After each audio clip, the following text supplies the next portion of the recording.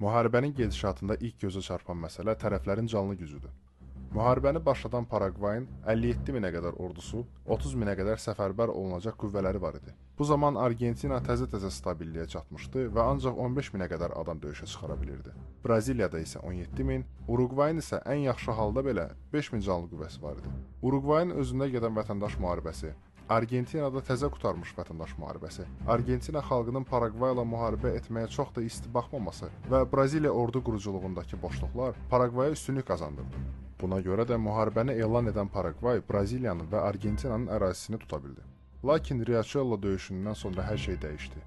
Paragvay öz hərbi donanmasını itirdi və nəticədə çaylar vasitəsilə qazandığı çeviklik yoxa çıxdı. Həmçinin Paragvayın ordusunun daha yaxşı hazırlıqlı, təchizatlı və motivasiyalı olması rəhbərlərin ən əsas nəzərdə tutmalı olduğu məqamda hədər getdi. Braziliya daha böyükdür, həm əhali, həm də ərazi cəhətdən.